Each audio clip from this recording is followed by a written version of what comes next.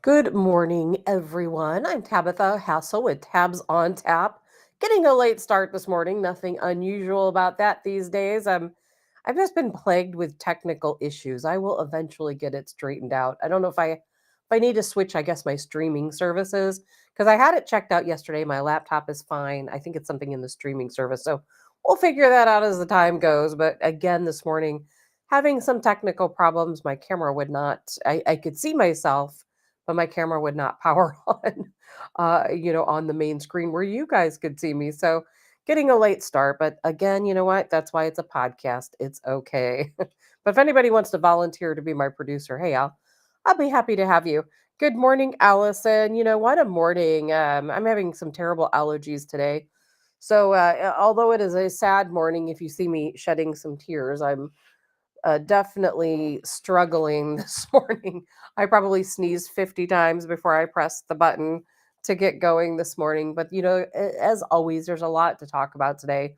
A lot of somber news, taking place with the collision that happened yesterday in Washington, D.C. We're certainly going to talk about that. We're going to talk about it in pretty great detail. There's a lot of information out there floating around, a lot of hearsay, a lot of rumors, but then some that are, pretty factual. So we're going to get into that, some possibilities of what could have taken place in that situation. Good morning, Tammy Jerry Hoover.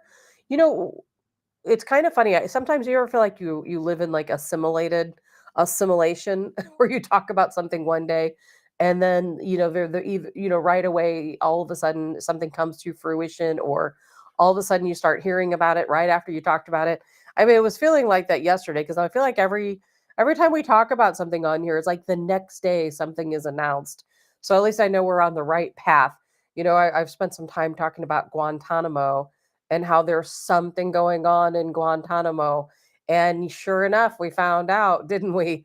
So we're going to get into what Donald Trump plans to do with Guantanamo. We're going to get into that definitely today. Lots to talk about when that. There's some breaking news today. And I don't know how far this has made it out into the news cycle. And I can guarantee you it will. I don't know how far it is out there yesterday and how many people have heard about it. But, Tucker Carlson, as I said yesterday, we knew that Donald Trump had said that Tucker Carlson had some breaking news, some really mind boggling stuff to talk about, and how the situation is much worse than anyone can even possibly imagine. And now we know what that something worse is. And Tucker Carlson, of course, revealing that the CIA entrusted him with documents remember when Tucker Carlson was in Russia and he interviewed Vladimir Putin. Do you remember that? And how crazy that story was? Well, the CIA gave him documents to provide to Russia under the radar from the Biden administration to let Putin know that Joe Biden and Antony Blinken had come up with a plan to assassinate Donald Trump. I mean, this is something that goes down in the history books. This is insane. So we're going to definitely get to that because it is absolutely wild. Allison, have you changed your filters on your furnace recently? It helps with allergies and saves on heating bills. Good morning, Kim. Allison, I have not. I don't even know where the furnace is. There's two furnaces in this house and like a one of those European heating systems, and I have never seen either furnace. I know there are two. I have no idea where they're at, and I don't know if the filters have been changed or not. I leave that up to my brother, who lives on the property here with me. Um, I'm not sure where the furnaces are, but I need to check into that. For anyone who used to follow me back in the day when I was on Real Talk, we had a sponsor there, a show sponsor, Chesterfield Services, who are just absolutely wonderful people. If you ever need, any type of service work done, in the St. Louis area, St. Louis County area, definitely reach out to Chesterfield Services because back then they provided me as part of their sponsorship a whole home air filtration system. And I'll tell you what, those things work. They really work. I need to have one here because I am one of those people. Now, this is only during the winter months. I don't really have these problems typically in the spring or in the summer, but in the winter months, for whatever reason, I wake up every single morning sniffly. I can't breathe out of my nose. I sneeze 1,000 times. My eyes are watering. If you can tell, I've been taking steroids for it, but I took my last steroid pill yesterday. Thank God, because I wasn't sleeping at all, taking prednisone. But I'll tell you what, when I had that air filtration installed in my home, prior to me moving here, it really did work. I woke up in the morning, I didn't sneeze, I didn't have any of these allergy problems, and I need to look into having one of those systems installed here. I don't know if I would need 2 or 3 of those systems here, compared to there where it was just one furnace, but I definitely need to look into that. Thank you, Allison, for bringing that up because I need to put that on my agenda to call because I'll tell you, it probably does make a difference to change filters. I'm gonna have to check into that and see if the filters here have been changed because I truly just don't know. And I know I need to get one of those air purification systems here because if you're familiar with an air purification system, what they do is they charge the ions in your air, and that causes them dust and dander and mold to clump together, and they clump together, they fall to the ground, and then you sweep them up, wipe them down as dust. They're not just free floating through the air for you to breathe in. They clump together and they fall to the ground and you sweep them out. So I'm telling you, they really do work. I'm going to have to look into that because I was running late this morning because I was sneezing so much. There's no way, that I couldn't get my camera to go on. And it drives me insane to wake up every single morning. And it's one of those things where and I don't even know what it is because I've been allergy tested and the allergist said I have zero allergies. I am not allergic to anything they tested me for. And they tested me 3 different times. So I don't know. I know I am allergic to something. What it is obviously is not on their test, but the minute my eyes, I don't know if anyone else has this like I do, but the moment I start stirring awake in the morning, I start sneezing like immediately. There'd be no chance of going back to sleep because I start sneezing and I will sneeze, 50 times, 100 times. It's crazy. Probably more information than I should be revealing about my allergies. But I'm going to check those air filters. Thank you for that. And let's see. And you said it does save on heating bills. I'll tell you, I need to save on heating bills. I think I would have like a $2,800 Amarin bill at the end of this month, which is going to be ridiculous, absolutely ridiculous. Thankfully, Donald Trump working on energy, trying to come up with a plan to save us all some money on the energy. So anyway, lots to talk about today. The deal with Tucker Carlson, we're really going to break that down because I I hope that Vladimir Putin realizes that obviously that was the Biden administration, not the Trump administration. Please don't punish us Americans over that. So, we'll get into that. Some of the other things I want to talk to before I get to some of these bigger stories is that, we've all heard the Jeff says filters need to be changed every 2 to 3 months. Yeah, I'm going to have to ask about that. I don't even know where I've never seen a furnace in this house, but I know there are furnaces. I'm guessing maybe they're under the house.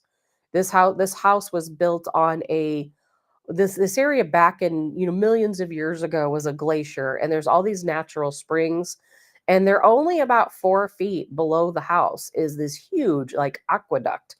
And so this house does not have a basement. It has a pretty deep like crawl type space that's it's I've heard it's lighted and heated down there and all that type of thing. I've not been down there, but I believe that's where the furnaces are. So I don't think they're super easy to get to, but I'm going to find out. And I from what I understand, when my brother once crawled down there, or not crawled, I don't think it's that small, but when he went down there, I think one furnace is really far from the entryway, and he's terrified of spiders. So I don't know how much he's been down there since then. I'm gonna have to find out. Good morning, Karen. And so, we've been hearing this back and forth with the funding freeze. Donald Trump wrote an executive order, said we're going to fund, we're going to stop the funding to all these different federal programs. And then we heard, well, a judge blocked it. And then we heard that the Medicaid system went down. We talked about that yesterday. Was it sabotage? Did they take it down? Trying to point fingers at Donald Trump so that it would look bad on him, saying, oh, you're trying to attack the poorest people in our country who need Medicaid, health insurance, and now the system's down and people aren't able to receive their adequate health care, with the Medicaid system down. And then it turned out, well, that was just a computer outage, just a technical issue. It had nothing to do with Donald Trump's executive order. And then there was an announcement that the order had been rescinded and that the Trump administration was no longer going to go forward with freezing the funding of federal loans, federal grants, etc. Well, yesterday, or it was late yesterday, Press Secretary Carolyn Levitt came out and announced that there's been a lot of inaccurate reporting. In fact, the only thing that the Trump administration did is they rescinded a memo that they had sent out, but the executive order stands. They have stated that if federal courts try to stop the executive order, that they will move forward and talk about prosecutions of anyone. They're not, Donald Trump, man, he's not playing around. Anyone who attempts to stop his executive orders, he's talking about prosecution, about investigations, and he means business. He's not playing around this time. Good morning, Dottie. And you have to change your intake filter monthly due to dogs. Yeah, that definitely makes some sense. Good morning, Rob Curtis. Good morning, Elizabeth. Good morning, Glesna from the Upper Peninsula of Michigan. Happy to have you. Good morning, Lisa. Happy to have all of you guys this morning. So lots to talk about today. I wanted to throw that out there, get rid of some little news items first before we talk about some very serious topics. Of course, you guys saw that Mark Zuckerberg, Meta, they have to pay. I never know if it's Meta or Meta. I think it's Meta, but they have to pay Donald Trump $25 million. I'm kind of curious about this because we know that Zuckerberg and Trump have been in talks recently. Zuckerberg, he has done like a complete turnaround. I still don't trust him. I don't know if I'll ever trust him. And, Facebook is still fact checking. They are still fact checking. I got zinged the other day when I posted something about COVID. So they are definitely still fact checking, whether they say they are or not. Maybe they've released or relaxed, I should say, on some things, but they are still fact checking. And I know that all of a sudden Zuckerberg is like a Republican. I don't know how this happened, but he had a big party. I think it was last week for Republican millionaires and billionaires. And I don't know what that party was all about, but I saw some video and photos coming out of it. He's changed his look. He's grown his hair out a little bit. He had a little bit of a goatee, and he actually looked like a completely different person. And I am hearing that he is really, really going out of his way to cater to conservatives and Republicans alike. And I don't trust him. Karen, you said you don't trust him. I don't trust him either. And Dottie says Facebook's not fact checking leftist posts. Of course they're not. I don't think somebody changes their mind that quickly. And Mark Zuckerberg, he told Tucker Carlson one time that he was like I don't know if I can rephrase this correctly, that he was like a 70s libertarian, something along those lines, and kind of like a hippie or something like that. I just don't trust the guy. I just don't trust him. And I don't believe that he's really looking out for our better interest. I do think he's going to cater to whoever the current administration is. And if he thinks he can get some money or some leeway out of Republican millionaires and billionaires that he had at this party, of course he's going to do it. I think he's just going to do whatever he thinks is best in his favor. And good morning, Ruth. And you say not on YouTube? And I'm probably in trouble over there. Who knows? I don't see anyone on from YouTube. I haven't checked YouTube lately. I think I just don't care about YouTube. I don't even try to get followers over there. I have 2 strikes on YouTube already. If I get one more strike, I'm done for good on YouTube, and I don't care at all. And one of these days I'm going to get, things up on Rumble. You can see the show on X also. I always think, I know most of you are on Facebook. I still think that X is the best platform to watch the show. You don't get all of the latency. And I think that I always feel like there's people in Facebook back there just scrambling, of course it's algorithms doing this, not people, scrambling with any conservative content, no matter who it is. And they're just constantly fact checking. It's crazy. And let's see. Yeah, Glessa, you're right. Everyone wants to be Donald's friend. You got that right. Joe says, how about him paying everyone else they censored? He's kissing butt so he doesn't go down. I agree. I cannot monetize. You know how you see these different accounts where people can earn a lot of money by having shows like this on Facebook, or they can earn a lot of money by their posts or videos they share. I have been banned permanently from monetizing on Facebook. So I don't make a single penny on this show or any of the content I post to Facebook. I don't know that they will ever allow that. And why? Because of their ridiculous fake fact checking. Good morning, Ryan. Lisa says, I have reported so many fake accounts.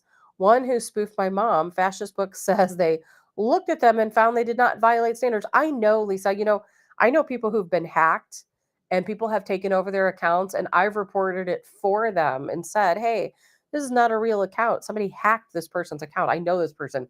No, oh no, it's fine. We didn't find anything wrong. Looks legit to us.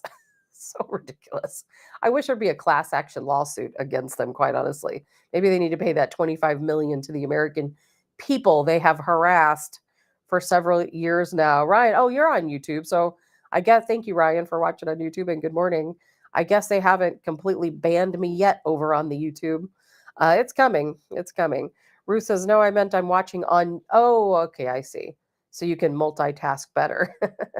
I need to be doing some multitasking today myself. Ryan, was Kash Patel being targeted? Heard his plane was near the airport. I heard that story, Ryan, and I don't know. I don't know. There's a lot of information unfolding, and that's going to unfold around that. And I'm going to show some video to you here in just a couple of moments. I have a lot of different things to show when it comes to that. We're going to talk about Tucker Carlson revealing that the CIA entrusted him with telling Vladimir Putin that he was being targeted by the Biden administration as an assassination. It's insane.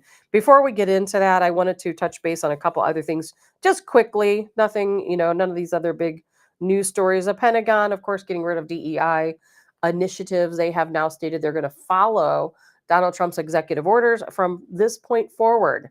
All of their policies are going to be merit based and colorblind. No more DEI. No more DEI, which is exactly what we need, not just for the Pentagon, but as a country as a whole. Colorblind, merit based policies. We've been talking a lot about DeepSeek.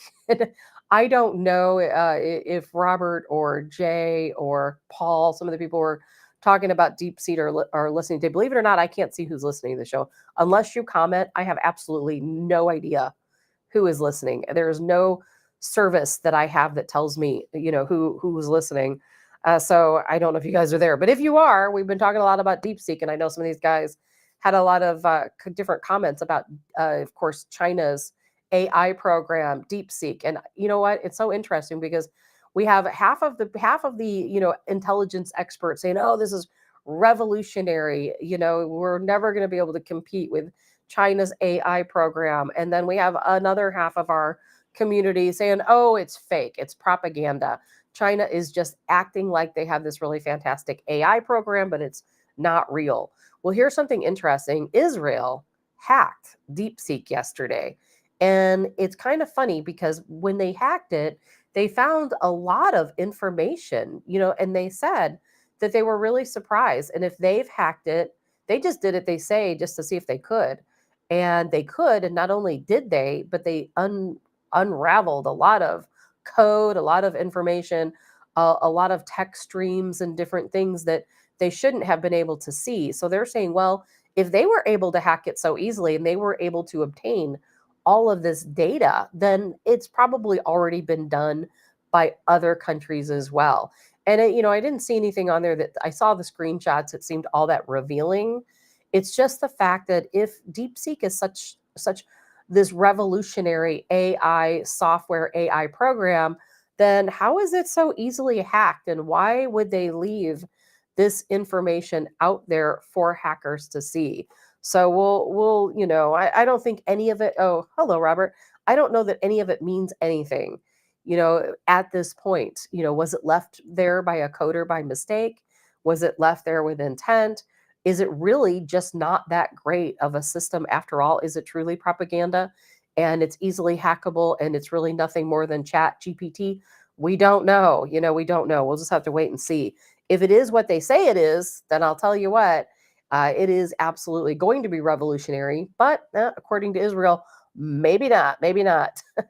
Good morning, Beatrice, and good morning, Joanna. Let's see. Good morning, and you and your daughter are happy to be here listening. Oh, thank you, Joanna. I appreciate that.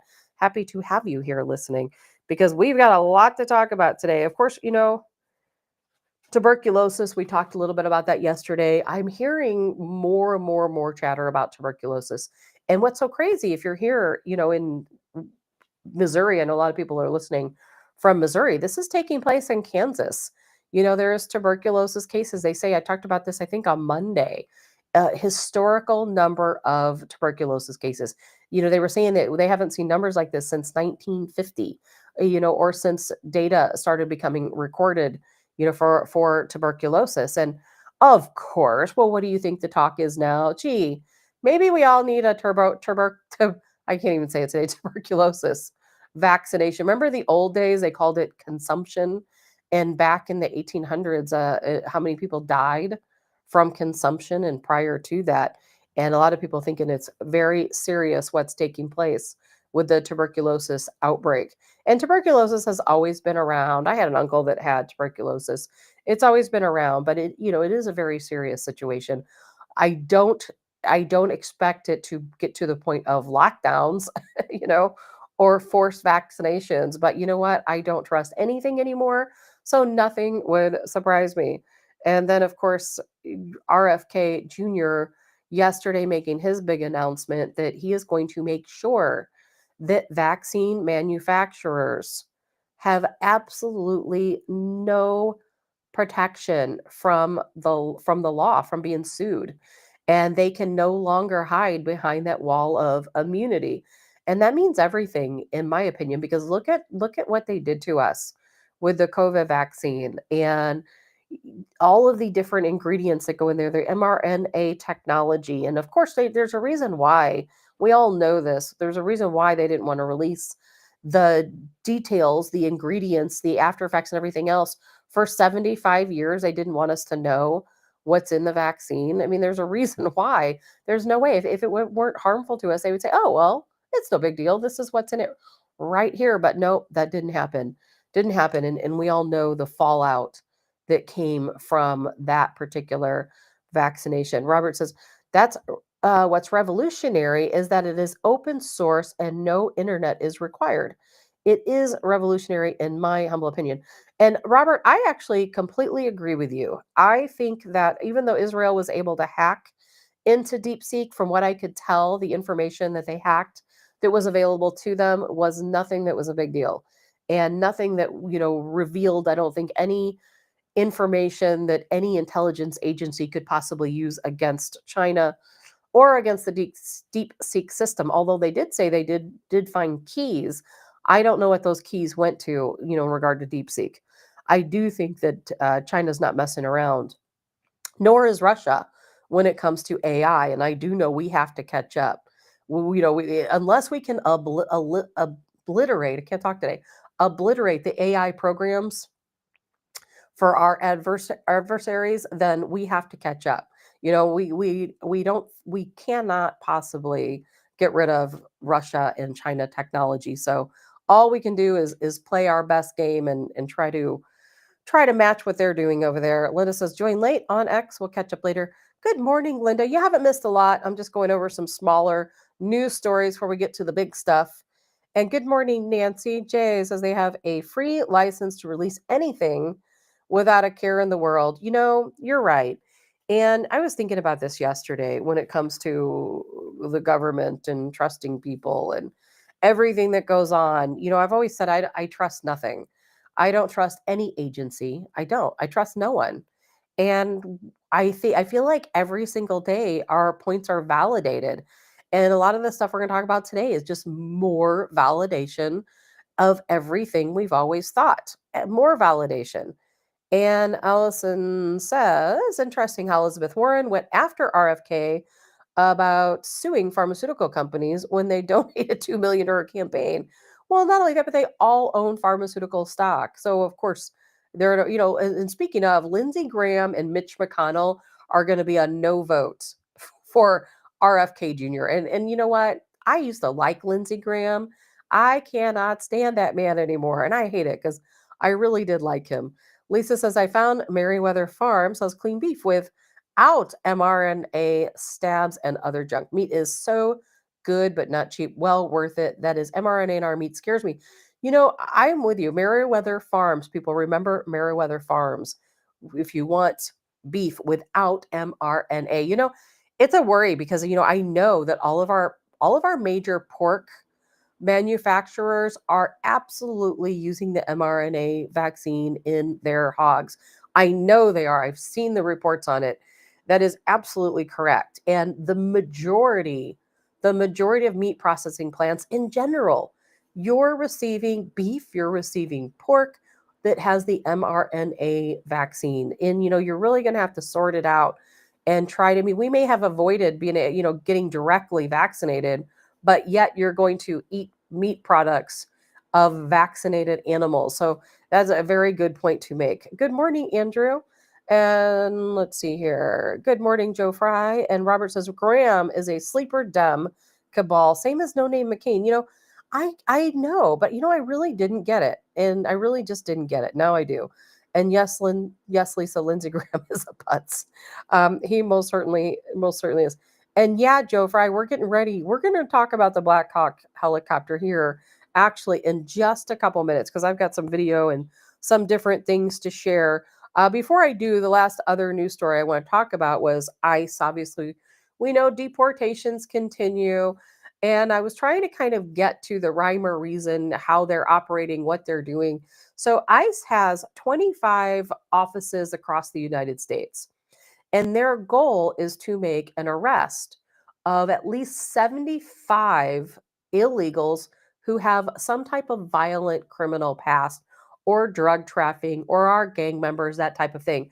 So each of these 25 offices, their goal is to make 75 arrests per day.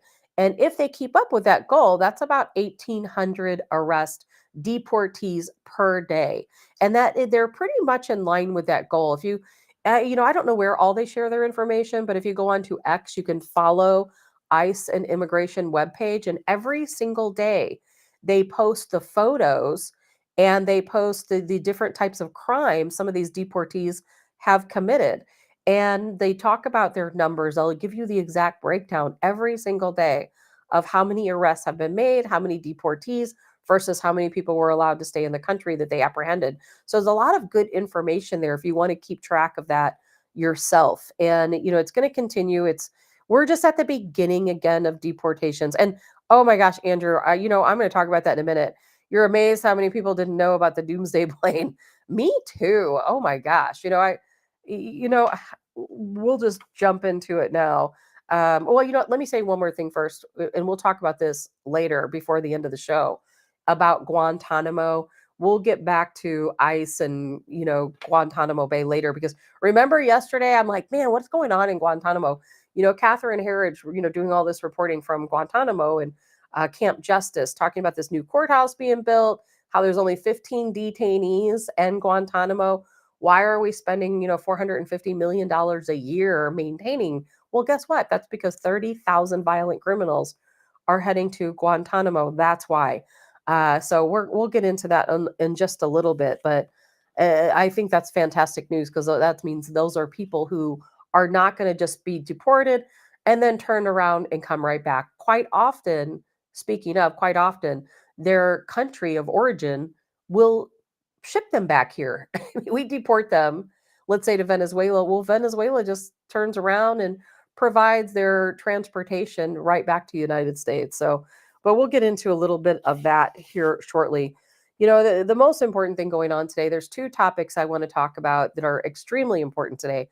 And one we're going to get to shortly, and that's going to be that Tucker Carlson has revealed. And, I said yesterday, I'm like, Donald Trump said, Tucker Carlson, to keep an eye because he's got a big story to tell. And boy, does he ever, he was tasked with CIA documents. It's crazy that the CIA trusted Tucker Carlson to relay this information to the Russian government, about the assassination plot against Vladimir Putin from Joe Biden and from Antony Blinken. So we will get to that. But first and foremost, we definitely need to talk about this collision that took place yesterday, because it's such a serious situation, and there's so much that we don't yet know.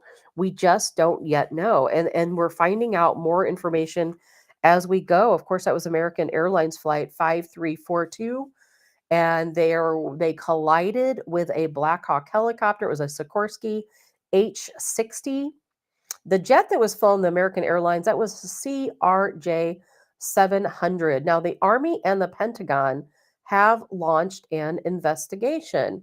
And as you probably know, the American Airlines flight for 5342, it was on course to land at runway 33. This was at 9 p.m. This was a flight coming from Wichita, Kansas, heading into Washington, D.C. at the Ronald Reagan, airport there. Jay says it's hugely strategic for the U.S., especially with China and Russian involvement in Cuba. Yes, and we're going to get to that. No question about it. It's kind of funny because I pretty much work 99% of the time. And yesterday, I just happened to be, I'm involved with the St. Louis Amateur Hockey Hall of Fame. And so yesterday, they just happened to have one of their smaller events where everybody comes out and picks their football square for Super Bowl. And we do it every single year. And yesterday just happened to be that day. So last night, I was actually out at the Cybergs on Dorset, and we were just kind of wrapping things up and getting ready to head out when I started seeing the headlines come through about this particular crash. And the first couple of headlines I saw, now when I say headlines, I'm not talking about Fox News or CNN. I'm talking about back channels on Telegram or different people like that who get the news out far faster than any mainstream news organization will. And one of the guys that was there, he was also seeing the headlines, and we watched the video, and we're talking and trying to sort through these things. And then I left. So I'm in the car driving down the highway, not knowing what's going on, trying to sort it all out while I'm driving, and of course can't really use my phone, and trying to figure out what I can. And I was seeing all these different text messages pop up. Andrew says, I live in St. Charles, Missouri. I've been to Starbucks many times. Yeah. Andrew, I used to live actually in Wing Haven not too long ago, Clayton before that, but I moved. I made the move out to central Illinois to escape crazy liberal St. Charles and St. Louis County politics. Believe it or not, Illinois is actually far more conservative outside of the city of Chicago than any part of Missouri is these days. Anyway, so I'm driving down the highway trying to disseminate what's going on, and I'm seeing all these different reports, and I'm like, what is happening? And so I finally got home and could kind of catch up, but I had already made the post, very dangerously as I'm driving down the highway and sitting in the parking lot before I left. And it was really crazy because I'm thinking, okay, in my head, with the limited information that I had, it was so clear from the video that the helicopter appeared to come from across the sky. I'm going to show the video of it here in a second. Come from across the sky and intentionally run into the commercial flight. It seems so intentional to me. And I kept thinking in my head, like, what could be happening here? How can this happen? If this is truly there were initial reports that it was a police helicopter, and then they eventually said it was a Black Hawk helicopter. And then I'm thinking, okay, well, if you fly a Black Hawk helicopter, you know what you're doing. You have been trained, you know what you're doing. And especially in this type of situation, so close to an airport, how can they not see this airplane? How could they, head straight for it? And then I start hearing these other stories, about air traffic controllers and some of the instructions and so on that were being given. And the first thing I really thought, and I'm sure I'm not the only one, is that I kept thinking, well, was the American Airlines flight hijacked? Is it possible that the Black Hawk helicopter was instructed to take it down over the river, which would make sense, to reduce casualties? So on my drive, I kept thinking, I'm trying to think of any plausible scenario why a Black Hawk helicopter would seemingly intentionally hit a commercial airline. And the only thing I could think was that they were intentionally trying to take it down into the Potomac River so that again, so there would be less civilian casualties. And I'll tell you one thing is that is that Flight 93, part of 9/11, as you guys know, I am 100% positive. I'll say it's my opinion because I don't have any way to prove it to you. Was taken down. Flight 93 was hijacked. Our government took that plane down. They shot it down over the Pennsylvania mountains. I know this to be true. A friend of mine was on the JA team. He was in the Pentagon. So crazy because we just talked about this story the other day. And he was in the Pentagon when, on 9/11, when all this went down, he worked directly for the Joint Chief of Staff. And they were immediately called to duty. They had a lot of big decisions to make that day. And one of those decisions was that, hey, we have two options. We can either allow this plane to hit the White House, or we can take it down out of the sky and save. We're going to lose the lives on the plane, but we're going to save the lives of the people on the ground. We're going to save our White House building and so on. And so I know that happened. So that was what was going through my head yesterday is, oh my gosh, we know there's an active threat right now of terrorists taking over airplanes just like they did in 9/11. And so in my mind, I'm thinking, maybe they couldn't scramble jets in time. Maybe they tasked this helicopter, this Black Hawk helicopter with taking down this airplane in the very short amount of time that they could. And Ryan says this seems clearly intentional, but why? Who was on board that flight? And Ryan, we don't yet know. We just don't know. Andrew says, I wonder who was, let's see here. Andrew says, I wonder who was the other person, the Black Hawk. They fly VIPs all the time. And Jay says, near misses on the ground and air happen way more often than you think. Charles says, I believe it was an arriving flight from Wichita. Members of the U.S. skating team were on that flight. And that's true. Not only members of the U.S. figure skating team were on the flight, but Russians were on the flight. Russian figure skaters were also on that flight. And so let's break this down a little bit. And I'm going to show you a couple of the videos. We're going to talk about these. Most importantly is that there are no survivors expected. If you know the Potomac River, in a minute when I show you the video, there's the very first image that pops up in this video is the downed aircraft in the Potomac. And the Potomac is very shallow. It's like hitting a brick wall. And we don't know yet how many people were on board. I heard that that particular plane could carry, I think it was up to 68 passengers, 14 of which were members of our U.S. figure skating team. I don't know how many Russian figure skaters were on that plane. From what I understand, it is now a recovery mission. There are no expected survivors. The last report I heard, they did not recover anyone from the Black Hawk. And that's a whole other story. Robert says that helicopter came from Langley. It was a CIA Black Hawk. That has been confirmed. Charles says 64 confirmed. Thank you for that, Charles.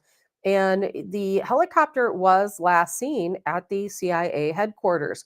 It is believed, I'm not talking about mainstream media, it is believed that it's possible that CIA Black Hawk did have a passenger. We don't know if that's true. We don't have any way to confirm that. We may never find out. But it is believed by a lot of folks that they did have a passenger, that they left Langley, they went to the CIA headquarters in a different area there, and they picked someone up. Why they were, hanging out around the airport, we don't yet know. Good morning, Darren. Kurt says, maybe we don't train commercial airports at night. And some people said it was a training exercise, and then other people said it's not. Again, something we just don't know. And Dottie, I'm glad you made this point. What's the possibility it was unmanned? The possibility is there. I don't know how great that possibility is. Not too long ago, it was revealed that we do have Black Hawk helicopters that are in a way like a drone. They are autonomous, just like your Tesla can drive itself. They have Black Hawk helicopters that can also autonomously fly for different types of missions. And even they said, they're testing them right now to transport people. So, was this a testing situation for one of these autonomous Black Hawk helicopters? Why was it even in this area? Why was it so close? From some of the different military people I know, they said this is really not as typical as it seems. It's not as normal as it sounds. Jay says they train at night. They do train at night, Jay, but why in a flight path? That part just doesn't make sense. Andrew says, curiously, no more drones flying around now, too. There's a lot of weird stuff going on, isn't there? There's a lot of weird stuff going on. So there's a man, his name's Captain Desmond Ross.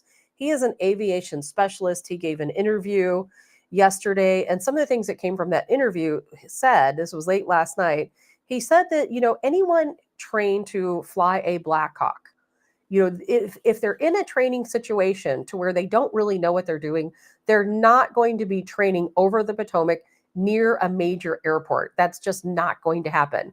He said that is not how this works. And he said these would have been experienced pilots. And he said experienced pilots in a Black Hawk helicopter, they know not to rely on instruments. They're going to be looking around.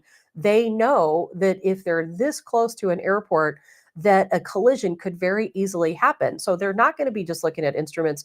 They're going to be looking around. And he said this is absolutely not normal. Now, again, this is Captain Desmond Ross, an aviation specialist, former military. He said that this is not a normal area for a Black Hawk helicopter to be flying. And he said that also, if they are going to be watching at this altitude, he said this was a really low altitude and not a normal altitude for a Black Hawk helicopter, again, near an active airport. He said they would be watching very carefully. Again, they would not be focused on their instruments. He said that he explained how air traffic controllers saw the risk. They tried to avert a collision, but the Black Hawk helicopter did not respond. Why did they not respond? There's, again, more questions than answers. Robert says helicopters was flying VFR as well. Jay says it happens all the time, even in St. Louis. Andrew says, curiously, right, no more drones. And so I'm gonna jump into some of these videos, and we're gonna talk about this a little bit more. And this guy, this is really sad. I'm just gonna show you this quick video here. Hopefully, I won't have problems with my buttons today. But this guy waiting for his wife to land. This is just a sad situation. And the we're all talking and speculating, of course, about what could have happened. And there were a lot of lives lost, and this man has lost his wife, and at this time, didn't even know. I can pray for him, just praying to God. When was the last time you spoke with her? She texted me that they were landing in 20 minutes. Can you show us a text message that you got from her?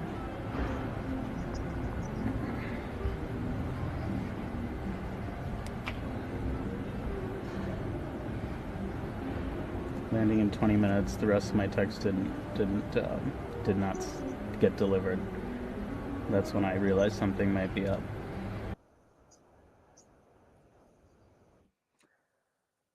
Very sad. And that's more the humanity side of things, that this man at this time didn't even realize that he had lost his wife. And all of these, of course, young figure skaters, we don't know who the other passengers were on this plane. 14, of course, alleged US figure skaters. And then, of course, we are hearing that there were a number of Russian figure skaters also on the plane. There's coaches and staff and so on. But I don't know. I didn't get the impression that the entire plane was part of the US figure skating team. So I don't know who the other passengers were that were on that flight. And Andrew says, I heard they did respond, although they did think they acknowledged the wrong incoming plane, per Fox News. I've heard that too, Andrew. And some of the different people online, not people I know, have speculated that just doesn't seem possible.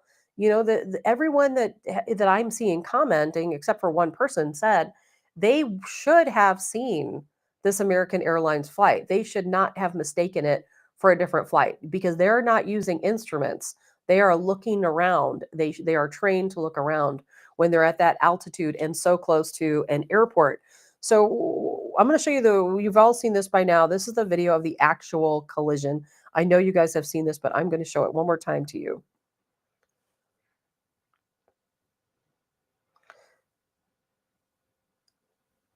There's a couple different takes of it here. And you can see the airport, you can see the helicopter there coming across, seemingly, ran right into it. I know he lifted at the very last second there, but that is just some crazy stuff. And and when you see this, of course, anyone's going to question, was it with intent? Anyone's going to look at that video and think, was this intentional? Because it does seem like how could this helicopter have possibly not seen the aircraft? And yes, Lisa, poor man. Yeah, I agree. He lost his wife. I can't even imagine what he's probably going through right now. Allison says 3 people and no one's seen the jet in front of them. Exactly, Allison. It does not make sense to me. I am not a pilot. I'm not an aviation specialist by any means. I know absolutely nothing about piloting aircraft.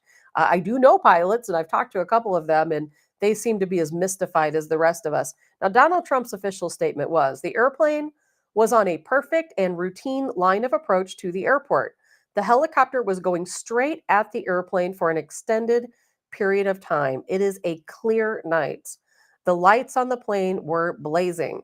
Why didn't the helicopter go up or down or turn? Why didn't the control tower tell the helicopter what to do instead of asking if they saw the plane? This is a bad situation that looks like it should have been prevented. It's not good. And he's right. And maybe it's just an accident. Maybe it's just a very unfortunate accident. And most likely that's the case, that it's just a very unfortunate accident. Now, we're going to go back here and we're going to listen to the air traffic controllers very quickly. Let's see here. And let me pull that up. Did you see that? And if you look at this really quickly, that was... 3130, go around, turn left in 250, climb maintain 3000. Okay, left heading 350, 3000, American 3130. Blue Sheep 347, go around, climb maintain 3000, flight 3000, heading, go around 3000, Blue Streak 5347. Blackjack 3, can you return to base? Blackjack 3, proceed directly to Glebe. I need you to land. I need you to land immediately. Can you go to Dulles for a few minutes? Austin 7, proceed due westbound. Contact Dulles Tower 120.1. Muscle 13, can you go to Baltimore?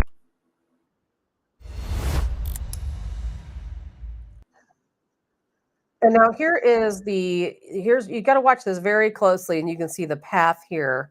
This is the flight paths, and you can see right there where they collide. I'll play that a couple of different times so you can see it again, because you really got to look closely to see it. Let's see here. Let me click that again. And you can see, how they are flying and how they collide.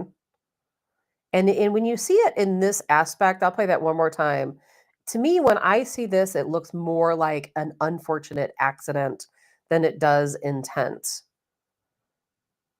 See that? But then at the same time, at the last minute, it does kind of turn there. I don't know what to think. And I know that it's, the story is going to continue to unfold. It's going to continue to unfold. And I don't think Ken Lee's listening to us today. Ken Lee, if you see him on my comment page, he used to fly Marine One. And so I would love to hear his comments on what he thinks in this situation. Andrew says, Blackjack 3, probably another helicopter. It's in Jay says thousands of lights below both aircraft, probably not as easy to spot specific lights. Well, Jay, I would normally agree with you because I know absolutely nothing about flying helicopters or about, aircraft at all. But if you go out and you listen to the experts, they say nothing about this is normal. There's nothing about this that's normal. And in so many different aspects. Why were they there to begin with? Why were they flying at that altitude in an active airport? You see, that's a very busy airport. There's a lot going on there. And pilots, they're trained what lights to look for, what lights not to look for. Anyone who's flying a Black Hawk helicopter should be highly skilled at flying, highly skilled at averting a collision. And of course, a Black Hawk helicopter has a lot of maneuverability to where they should be able to avoid the collision. Now, some people have told me that there was the last couple seconds that they see the helicopter pop up, and that's how the collision, occurs. And a lot of people out there are saying, why did that happen? Why did they pop up like that, at the last second? And again, as somebody mentioned, allegedly three people on board. We don't yet know the full story. And maybe one of you have heard and I haven't heard yet. Last I heard, they had not pulled any of the crew members from the helicopter from the Potomac. Now, that may not be true. I haven't heard anything more about it, of course, because I was getting ready for the show and now on the show talking. So I don't know. And Daryl says maybe the pilot passed out. I mean, it's possible. There's a lot of different things, that are certainly possible. And Robert says helicopter altitude is unbelievable to me in that airspace. And that's exactly right, Robert. And some of the different pilots that I've been going out and listening to and watching their comments are saying exactly that. They're saying that this is just not normal. They shouldn't be at that altitude so close to incoming, outgoing flights coming in and out of, Ronald Reagan, that's a huge international airport. There's a lot of flights. That's a very busy time. And, then we heard reports of the Doomsday plane flying over. And Andrew, as you mentioned earlier, it's kind of funny because, again, I'm driving down the highway doing my best to post what I can without killing myself. And I was driving very slow, by the way, when I did this. And I was also the only person on the highway because I live out in the middle of nowhere in a rural area. But so I was posting what I could. And, there are, as you guys know, what the Doomsday plane is, and I wish everyone knew this, it is a mobile command center. And it flies, it's in the air all the time. It is often circling around the Washington, D.C. area, obviously because our most vital interests are there. But it does make its way all across the country. And the mobile command center, which is referred to as the Doomsday plane, it is used in times of crisis, anything from, let's say, a nuclear war to, even natural disasters, anything that could potentially be a major crisis in which their mobile command could come in use. They're going to fly around. And from what I understand, they were already kind of in that general area last night. So it's not unusual that the Doomsday plane flew past there. But there was someone on my Facebook comment page who was for some reason accusing me of posting clickbait because I clearly had no idea what the Doomsday plane was or why it would possibly be there. It's not unusual, but there are people who continuously track these Doomsday planes. And let's say it's such a beautiful place to fly into. I have done it several times. You are flying low above the river at 400 feet. You're almost landing and you're getting ready for the next step. The government buildings are all in view, just beautiful. And then I'm sad for everyone too. I have only flown into that airport one time, and that was just for a layover to go somewhere else. Jay says there are always a minimum of 2 people who can fly the helicopter on a Black Hawk. And Robert also says lots of air traffic in that area going and coming into Baltimore and other local airports, all very close by. Exactly. And that just lends to the strangeness of this. We know, again, as Robert stated, this Black Hawk helicopter was based at Langley, and it is believed that it is an official CIA Black Hawk helicopter. It was last spotted, it was last tracked at the CIA headquarters. We don't know if they transported someone to the CIA headquarters, if they were on a mission, if they picked someone up. We just don't know. We just don't know. And sometimes you never know. And again, just to reiterate, a lot of pilots saying that there's nothing normal about what took place. Just nothing normal about it. That these Black Hawk helicopter pilots are heavily trained. They're trained for these types of situations because they often do fly in close format. They're often going in and out, around airports if they're in some type of mission. And so they're trained to look with their eyes visually for aircraft at night. Nothing would be unusual about them looking with their own eyes. They are not supposed to use their instruments in this type of situation. They are not supposed to, or not normal to fly at this altitude, which was right around 3,000 feet. They said that is not at all normal. And Allison says, will we ever really know? I don't know. Allison, probably not. I don't know. I think that Donald Trump, of course, thankfully is fairly transparent with things he can be transparent about. And I think that he's going to tell us as much as he possibly can that wouldn't risk, national security or cause an uprise, in the people. So I don't know what we'll really find out. It's very possible. It's just a tragic accident. And it's highly unfortunate, either way, that so many lives were lost. And, but the big question on everybody's mind, of course, is, I'm just going to say it, people say, oh, something like this happens and the conspiracy theorists go wild. Why can't people just say, oh, it's just an accident? It just happened. These things happen all the time. The reason why is because we know what our government does to us. Come on now. You know what our government does to us. You remember that flight not too long ago, and there were that crashed, this mysteriously crashed. I think they said it was a bird strike or something. And there just happened to be 8 doctors aboard who were working, on revealing a lot of information about vaccines and different things, homeopathic doctors. There's a lot of things you can say can't possibly be by accident. And so that's why when something like this happens, we question it. It's not because we're a bunch of crazy conspiracy theorists, it's because we don't trust our government. And we have good reason not to trust our government, very good reason. And so when something like this happens, naturally people are going to say, well, who was on that flight? Was there someone on that flight that they wanted to take down it conveniently over the Potomac? Was there someone on that helicopter? Did somebody go rogue? There's so many different questions people have. Charles says, CIA aren't supposed to operate on US soil or airspace, foreign only. And I hadn't even thought about that, Charles. I had not even thought about that.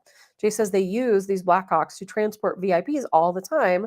This is the busiest runway in the nation. And yeah, a lot of this just is not making sense. It's just not making sense. And so we'll have to wait. We'll have to see what happens, what comes out of this, and see what, if there was anybody else on that Blackhawk, who was on the plane. We'll I'm sure find out. But in the meantime, it's highly unfortunate for the passengers and the families because of the lives that were lost. And I really, again, when I first heard the story, I just thought, oh my gosh, another hijacking has occurred, and that this, helicopter was tasked with taking it down. And I think a lot of the conspiracy theory comes from the convenience of it, that it just happened to go down over the Potomac, and it just happened to be a Black Hawk helicopter operating in a very strange place at a very strange pattern that hit this commercial airliner. So I absolutely understand why people have questions and why people are, trying to get to the bottom of it. It makes perfect sense to me. And that's what we should be doing as Americans. That's exactly, not even as Americans, as humans. We should be questioning everything. That is our job. It's not to sit back and let the mainstream news feed information to you. It is your duty, really, to investigate these types of things, to understand. It's easy to look away and think, oh, it doesn't matter. It's so sad these lives were lost. I don't really care what happened, or why it happened, or if there's some other theory, it just doesn't matter. But I feel the opposite of that. I always feel like anytime something happens, I want to know why. I want to know why this happened. Was it a tragic accident? Was it something more? It's very important to me, actually, to know these things. Andrew says, Deep State took those doctors out, just like the Clintons taking out their enemies. Scandalous. You're right, Andrew. That's exactly what I believe. I absolutely do believe that. And I think it happens more often than we think it does. And what's so crazy about that is people will say, oh, that stuff doesn't happen. And then we just talked about this week. We get these reports from the JFK files that show that exactly what was going on, that back then the CIA, if you guys missed the show the other day, we have those documents of, what was it, Operation Northwoods, where our CIA was attempting to kill Americans. They were going to take down a commercial flight and blame it on Cuba. Do you remember us talking about that? They were going to plant bombs around Miami and other areas in Florida and New York and blame it on the Cuban government. They were going to kill American citizens. That's what their plan was. And JFK said, nope, not doing it. I'm not going to be part of that. And we all know what happened to him. And the CIA, their plots were revealed to us. And that's why when people talk about 9/11 and could the government have been behind it, could that have been a CIA operation? There's the majority of Americans say, oh, that would never happen. Our government would never, ever take American lives. Yes, people, wake up. Yes, they would. We are all just collateral damage. They absolutely would take our lives. And, just about the situation we talked about a minute ago with Flight 93, on 9/11, again, I will say it 1,000 times over. I know our government took that flight down. I know they did. I talked to people who were there that day and who were there when the call was made to take it down. And what did our government do? They spun it to play at the heartstrings of Americans so that we would buy into the fact that it just crashed, because our government didn't want us to know that we took that flight down, that we would take American lives in order to save lives on the ground, at the White House. But it is exactly what happened. And so who's to say that they're not going to do it again? I believe they will. I'm not saying that's what this situation is, but we know it can and will happen. Andrew says, been several military people committed suicide, conveniently taking out others. Maybe brainwashed Manchurian military guy. That's a theory also, Andrew, that's floating around is, did someone go rogue? I think that theory is probably less likely, but it's something that's out there that people are talking about. And let's see, Charles, military Blackhawks, not CIA Blackhawks. And Robert says, we are cabal pawns like vaccines. It's all for the greater good, but for them, not us. That's exactly right. I was thinking about that completely unrelated story, to this yesterday when I was thinking about how our government, you have these natural disasters. Now, in Hawaii with Lahaina, we understand that in Lahaina, the land does not belong to the homeowner. It belongs to, I believe the tribe or the king, something along those lines in Hawaii. And so you can lease the land, you can build a house on top of it, but you don't own the land. We here, in the mainland United States, we think, oh, we own our home, we own our property. The house I'm sitting in right now, that it's above land that I own. Well, that's just that's just an illusion of choice, illusion of freedom. I'm learning more and more, you don't own the land that your house is built on. You just don't. You're leasing it from the government in the form of taxes. You absolutely do not own it. And we're learning that every day, because guess what? When a natural disaster happens, the government decides, can you return back to your own home? The government decides, can you rebuild? They decide when you can rebuild. You will get arrested. They're threatening to arrest people in California for going to their home without getting a permit, without getting permission to go back to their own property. North Carolina, there are people who had been camped out, at their home. And of course, Donald Trump came in and found them housing, thankfully, to get them out of the cold. But a lot of these people are being told that they will not be able to rebuild. Yes, they own the land. Yes, they own the home, but they cannot rebuild. The FEMA will buy the land from them, but they will not be able to rebuild. They will not be able to live there again. Now, why does the government have the ability to tell you when you own a piece of land that you that you can or cannot build upon it? That should be your decision. You own the land, but the fact is you really don't own the land. They want us to think that, but you really do not own the land. Andrew says, just like the 2 attempted assassins on Trump, those were set up by deep state elite and the Democratic Party. We will never know the truth. Well, we do know the truth, Andrew. We're getting ready to talk about that here in about 2 seconds. Andrew says, directed energy weapons in Maui. And where is Colonel Joe? He is enjoying his birthday today. Happy birthday to Colonel Joe Adams. I thought about calling him this morning, Charles, to see if he would come on today just to talk about this, because I know he would have some insight. Maybe he'll join us tomorrow and give some insight once we have a little bit more information. I didn't want to bother him because today's his birthday. And Robert says, unless you own mineral rights and air rights, you don't own the property. We used to joke around and say our government wants to tell us, you own nothing and be happy about it. And then we thought, oh, that's funny. Someday it's going to be like that. It's already like that. It's always been that way. We were just fooled into believing that we do actually own the land we claim to own, but you really don't own it. The government owns your land, and they're leasing it to you in the form of taxes. And Robert says, look into allodial title. I've never heard of that, Robert. I'm going to look into that. Andrew, Governor Newsom needs to be prosecuted. He's already trying to get big investors to buy up the area. Yeah, he is. And I had this conversation last night, with some of the people that I met up with last night, and they were saying exactly something along those lines, that according to these new, rules in California, they don't want single family homes to be built. They want them all to be apartment complexes, condo units, that type of thing. So that in a lot of these areas, people will not be able to rebuild. they're only going to be able to rebuild if they want to build a condo or an apartment building. And I can guarantee you we'll be talking much more about that in the very, very near future. And, in the meantime, as we learn more information about the collision that took place late last night, we'll be talking about it further. I'll post anything on social media if I come across it today. And tomorrow, of course, we'll update, because there's going to be a lot of, new information that comes out today in regard to that collision. And we'll find out what's happening.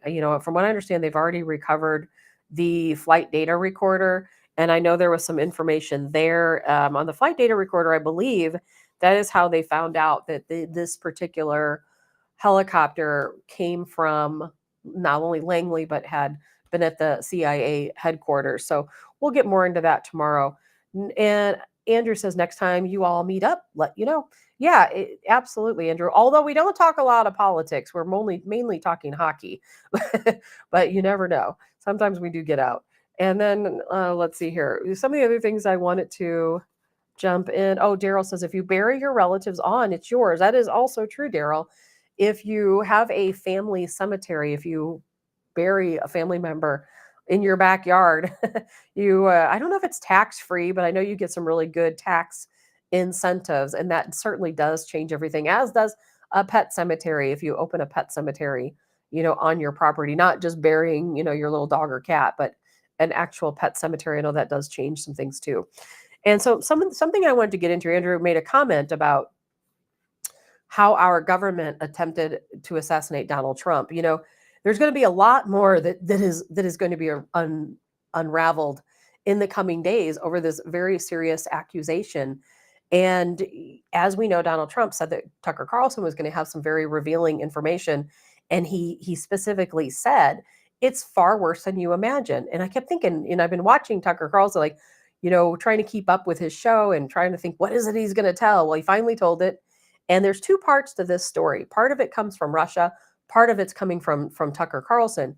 And if you guys remember when Tucker Carlson went to Russia, he took a month off. He did not do any shows. He said he wasn't even online for an entire month. He was focusing on this interview with Vladimir Putin. Now, Tucker Carlson claims, I'm going to play a different clip from Tucker Carlson, but one of the clips that I saw, he was interviewing with Piers Morgan, and he very specifically said that when he went to Russia, he was threatened by the Biden administration. And he said that he, was trying to be placed under duress so that he didn't travel to Russia. And he goes on to say that he knows that Russia is not our enemy, that is the deep state trying to make us think that Russia is our enemy. But as an American, there's no reason to think, oh, Russia, Putin is our enemy. And what's really interesting about the story that Tucker Carlson tells is that the CIA tasked Tucker Carlson with talking to Vladimir Putin and letting the Russian government know that Joe Biden and Antony Blinken had a secret plot to assassinate Vladimir Putin. I mean, this is such a crazy story. It is such a crazy story. And so the claim is that the CIA is so worried that Russia is going to wage war against the United States because we were intentionally trying to assassinate Putin, that the CIA didn't want to allow this situation to take place. The story is that the CIA opposed the decision of Joe Biden and Antony Blinken to assassinate Vladimir Putin. So therefore, they felt the only course of action was to give the secret classified documents to Tucker Carlson, and had Tucker Carlson deliver them to the Russian government, to Vladimir Putin himself. Now, this is a mind-blowing story, and I hope I can tell it correctly. A mind-blowing story for our CIA to not trust the sitting president to the degree that they are going to release classified CIA documents to a reporter, a journalist, and ask that journalist to relay the message to another president who is seen as our adversary, to let that president know, hey, we, the CIA, want to let you know that Joe Biden and Antony Blinken came up with this plan, but we are not part of it. We don't agree with it.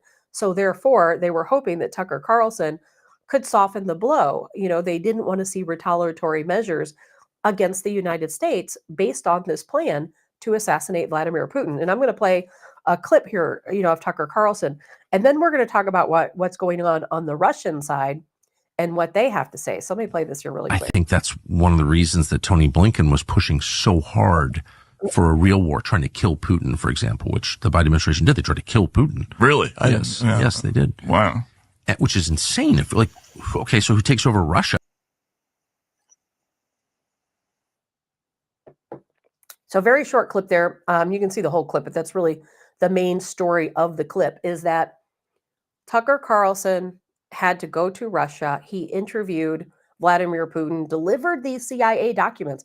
He was on a CIA mission in Russia undercover, so that the Biden administration had no idea that the CIA had confided in him. He took these documents to Russia. He explained to them that, hey, Joe Biden, Antony Blinken are going to attempt to assassinate you. And you need to take whatever precautions you need to do, but just understand that the American CIA, we don't agree with this plan. So we're giving you this information. I mean, technically, it almost could be considered treason on Tucker Carlson's part to reveal this information had the CIA not tasked him to do so. He delivered CIA documents. It is the craziest thing I've ever heard. It reminds me of a CIA, spy movie, something along those lines.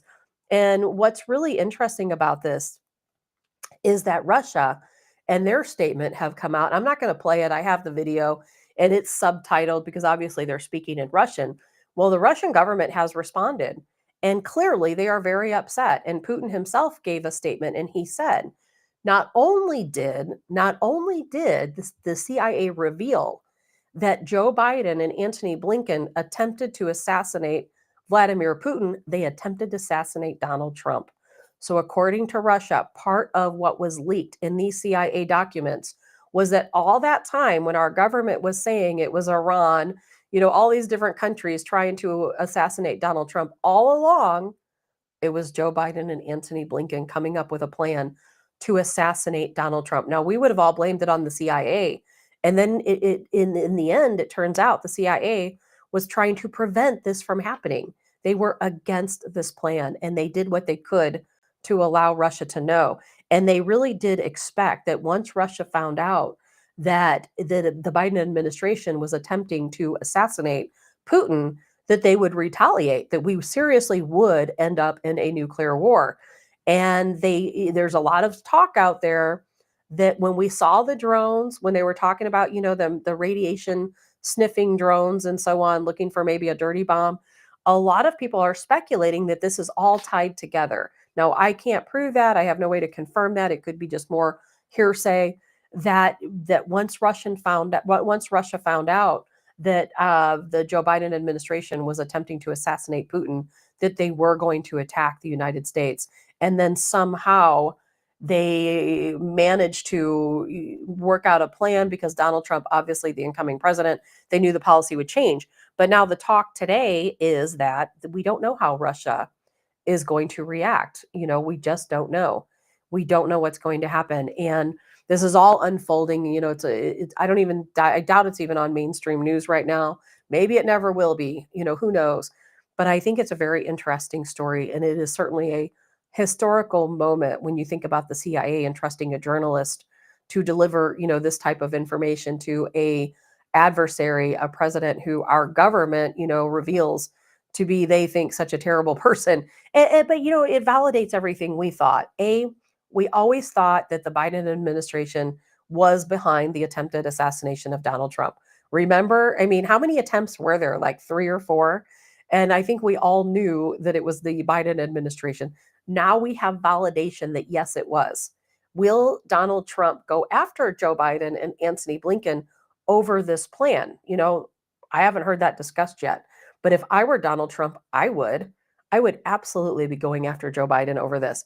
And then we have the flip side is what's Russia going to do? How are they going to react? Are we still under a threat just because the Biden administration came up with this plot? Now, I personally hope not. I think that Putin, I know, as a matter of fact, Putin and Donald Trump are set to meet on February 4th. And, they're going to try to hash out everything that's taking place in Ukraine. I am sure they're going to talk about the situation with the Biden administration. And of course, it's not Joe Biden. It's not Joe Biden. He can't think for himself. Who's really behind it with Antony Blinken? We certainly don't know. And let's see, Andrew says, awesome. I hope it comes out. Then the UFOs, alien disclosure. Andrew, story for another day. We'll talk about alien disclosure tomorrow because that's important. And Andrew says, Putin tried to reach out to the Biden administration only to fall on deaf ears. Of course, they didn't want to talk to him. They had, as a matter of fact, Putin revealed that they had zero communication. He did not communicate with Joe Biden one time during those entire 4 years. Not one single time would they ever agree to speak to him, which I thought was pretty interesting. And Jay says, I'm not sure why they would need Tucker to do this and not use one of their own assets.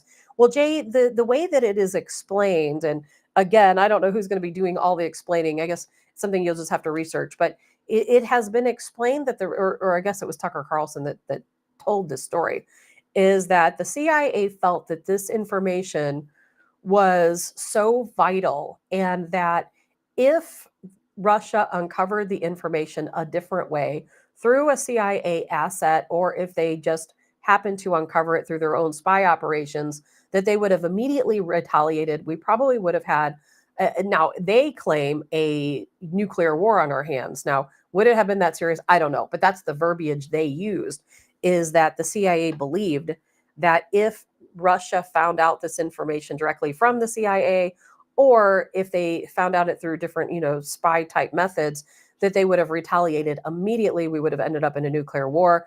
And they thought that tasking this objective to a journalist like Tucker Carlson, who was already on good relations with Russia and with Vladimir Putin, would have softened the blow. So that is what we're told by Tucker Carlson, why the CIA asked him to deliver these documents versus having one of their own assets to do so.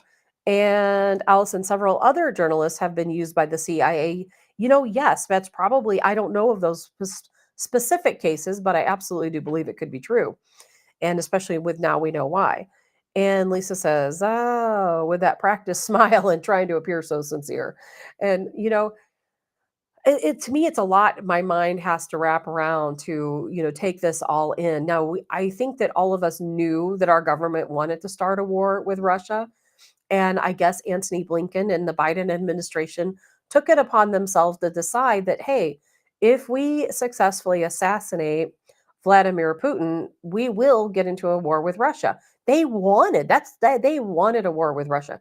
That's what all of this was about. They wanted to assassinate Putin so that we could actively get into a war. Now, you guys remember for a while there, it was like we kept saying, oh, they're just poking the bear, poking the bear, poking the bear. They're just poking at Putin until he reacts. And he wasn't reacting. He was holding steady, moving forward, through Ukraine, was not reacting to any of the craziness, even when they killed, one of his main generals. And he knew that was the United States and Ukraine that killed this general. They caught the guy. And still, he did not react. And I think that the Biden administration got to a certain point where they're like, what do we have to do to get into this war with Russia? What is it we have to do? Because of course they want a war. War is money. War is money. That's how these people make their money, is through war. And I guess poking him wasn't getting there. So they decided, gee, we'll just assassinate the guy. That'll get us into a war with Russia. But the CIA undermined the Biden administration, which is something I would think is almost unheard of. I have never trusted the CIA. So to know that in this case, the CIA also didn't trust the Biden administration, they didn't want to see our country go to war with Russia, I think is actually pretty phenomenal. And the story, for anyone that questions it, you can go out and see Tucker Carlson's other interviews in regards to these topics. I am just relaying the message from Tucker Carlson himself. And let's see, Andrew says, Sean Ryan went to Romania recently.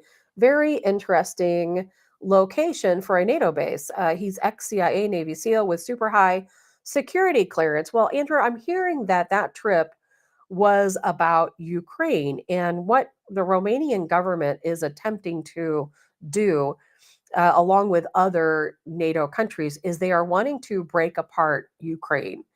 And it's kind of funny because Zelensky is very upset about this, clearly.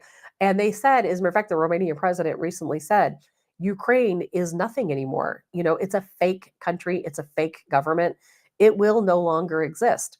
Russia will take their part of Ukraine, and the rest will be divided up amongst Poland and some of these other countries. And of course, Zelensky not very happy about that. But he said it's not a real country, it's not a real government, and it will no longer exist once Donald Trump is able to negotiate a ceasefire between Russia and Ukraine. It's just going to be a matter of how much does Russia want of Ukraine and how much will be divided amongst the other countries that want just a little piece. And Charles says the narco CIA used journalists, foreign and domestic. It's so fascinating to me, Charles. It really is. In Allison, it's it's very interesting to me that our CIA does use journalists. And these things go on. We've seen movies about it. You hear reports. A friend of mine wrote a book about it actually, and who was a narco agent and worked closely with the CIA. And can't remember the name of that book. I'll have to think about that. But he wrote a book and told me about the story and some of the things that he was involved in. It is really wild. But I think what surprises me most is not that they wanted to assassinate Vladimir Putin or that they assassinated Donald Trump. We already knew these things without anyone telling us. We have the validation. But the most fascinating part of it to me is the fact that the CIA went against, they undermined the Biden administration. Had the CIA not done this, had Antony Blinken and Biden administration been successful at assassinating Vladimir Putin and Donald Trump, we'd be in a different world right now. Things would be very different for us right now. And I'm sure that this is exactly why Donald Trump said, it's worse than you think. It's worse than you think. Now, later on, I'm not going to play the video for you now, but I will post the video to Facebook or social media later on, and you can see how Russia is reacting to all of this information. It's in Russian, but there are English subtitles. I didn't want to play that here, obviously for a lot of obvious reasons, but I will post it because I think everyone needs to know what's really going on. What is Russia saying? Instead of hearing it from me or hearing it from other sources, you can hear it straight from Russia themselves. I think that's fascinating.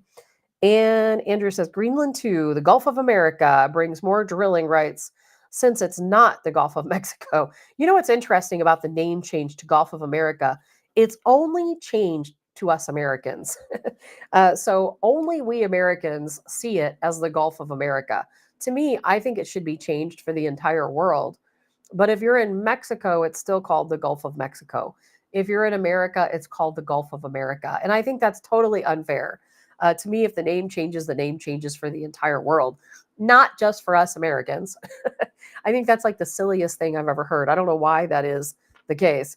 And Greenland, Andrew, by the way, Greenland, still lots of talks going on in Greenland. Greenland getting a little paranoid, buffering up their security. I think they're going to put 2.1 million into securing Greenland. The president of Denmark has said he doesn't feel like they're under any type of threat from the United States. However, which is kind of interesting because we're part of NATO. However, NATO is considering putting troops in Greenland to keep the United States from entering into Greenland and taking it and seizing it. So that's kind of a strange turn of events, I think, is that NATO, us being part of NATO, that NATO would put troops in Greenland to protect it from another NATO country. So we'll see how all that falls into place. But before we head out, I got to go here in just a minute. I don't want to go too far over my time. I want to get back to Guantanamo very quickly because obviously this is going to be a continuing story to talk about and a very big story. In my opinion, as I said the other day, I kept thinking, like, why is Catherine Herridge in Guantanamo at Camp Justice? She's been there for quite some time. She's been posting little videos there saying she couldn't really reveal a lot of information. And then she started talking about this courthouse that's being built, this massive courthouse. We talked about this yesterday and I think maybe the day before. And, yesterday we're sitting here thinking, like, what is going on? There's 15 detainees at Guantanamo. Obama and Joe Biden, they both wanted to close Guantanamo altogether. Trump wanted it to remain open. And the courthouse that's being built right now was actually commissioned, I hear, under Trump's term. And so that courthouse is continuing to be built. I've heard it's absolutely massive. Catherine Herridge being there, she's not allowed to show any photo or video of that courthouse being built. But we kept thinking, like, why is this happening? Why is this courthouse being built for 15 detainees? And then, why are we paying $450 million a year to maintain Guantanamo for these 15 people? And so we're all talking the past couple of days thinking, okay, what is going on in Guantanamo? And in my mind, I kept thinking, gosh, are they going to, bring in all these Democrats and try them in this big courthouse for treason or sedition or whatever the situation might be, maybe from what happened with the J6ers or maybe from stealing the election in 2020. All these different things were going through my mind. Well, then yesterday, of course, after the show, Donald Trump announced that, yes, there is something going on in Guantanamo. And there is a reason why we're building that courthouse. There is a reason why, all of this is taking place. And that is because we have 30,000 beds, as Allison, I believe it was, just said, that are going to be used for our most violent illegals. So as you guys know, we've been picking up, again, the target being there's 25 ICE centers across the United States.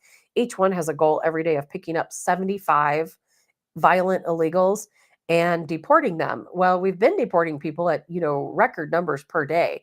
And now what we're hearing Donald Trump state is that he's very concerned that the most violent of all of these offenders, if we deport them back to their countries, they're just going to turn around and come back. Most of these people have been deported before and they end up back in our country. And we all know that the border patrol, they cannot see every single area of the southern border, even under the best watch, even with the fence up.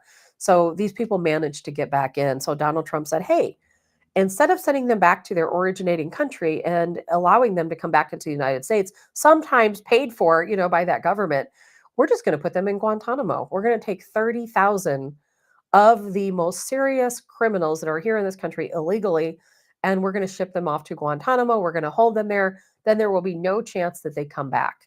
That's going to be at the taxpayer expense, of course, but I do think it is the best plan because we know these people come back.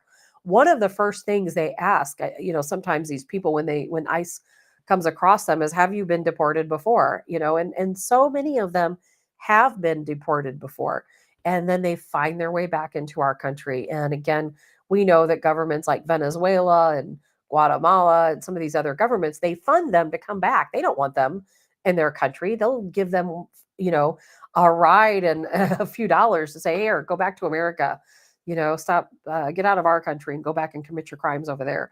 So it's pretty crazy situation. That's what Guantanamo Bay is going to be used for now.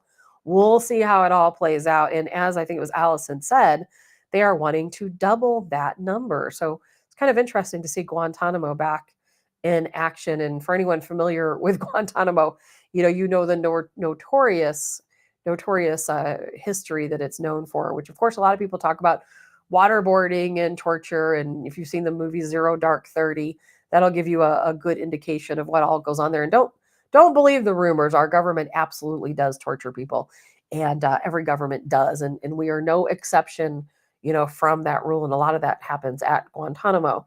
So it's kind of interesting to see how all this plays out. And I really wonder how liberals are going to freak out when they find out that we're shipping some of these people off to Guantanamo. And also, ICE immigration did reiterate that they are not paying a fee. If you call in a tip, they are asking for tips. If you call in a tip, they are not going to pay you for that tip. I keep hearing rumors that policy is going to roll out like in August, but then I'm hearing the flip side that that's not going to happen, that they're never going to pay for tips. So we'll see. Between now and August, a lot's going to happen. How many people are they going to remove? There's mixed thoughts, from people I know. Some people think, yes, they're going to continue through these different phases. They're going to remove every last person in this country who's here illegally. Other people say, no, they're going to, get rid of the violent criminals and then they're going to stop. So, all we can do is wait and see how it plays out. Now, according to Tom Homan, of course, our new borders are, Tom Homan says they will absolutely deport every single person in this country who is here illegally that cannot prove that they are actively working on their citizenship. So do we take Tom Homan for his, at his word that we are going to deport you know, over 1 million people? Or, are they going to settle things down once they get the violent criminals out? All we can do is wait and see. There's nothing more we can do about that. And Daryl says, when Trump took our country back, he should have said, now you're all fired. I think he's doing a good job of that. He's making his way down the board. I'll tell you what, for what's today's date? Is today the 29th? For 9 days in office, is today the 29th, or I think today, no, I think today is the 29th. He has made some amazing accomplishments. He really has. And so we'll see how things play out. But we're just at the beginning. There's a lot more going on. Colonel Joe Adams, good morning, Colonel Joe Adams, and happy birthday to you. And yeah, Colonel Adams says when he was at Border Patrol, they deported one woman 34 times. And I don't think that is at all uncommon. All right, guys, it is 9:15. It is time. Oh, thank you, Charles. It's the 30th. Isn't that terrible? I have absolutely no idea what the date is. I have absolutely no idea. Yeah, as a matter of fact, I thought yesterday was Thursday all day. And then I realized this morning when I woke up that yesterday was Wednesday and today is Thursday. And I'm still not 100% positive about that. But I think today's Thursday. But either way, I have got to make a run for it. Got lots of work to do today to catch up on. I hope you guys all have a really fantastic day. Colonel Joe Adams, I hope you have a fantastic birthday. Tomorrow's Friday. And, as Andrews was talking about alien disclosure, we can jump into that a little bit tomorrow, because I'm going to tell you, I think, in my opinion, the government has already told us that extraterrestrial life exists, that alien technology exists. It just depends on who you consider to be the government, the authority, who you're waiting to be that final word, a validation. I think they've already told us. That's my opinion. We'll get into that tomorrow. Let's see here. I do hope you guys all have a good day. And again, I'm Tabitha Hassell with Tabs on Tap, and we'll see you all tomorrow morning. And it'll be a really wonderful, happy Friday morning. We'll catch up on some gardening tips also, and lots of other news to talk about. Have a good day.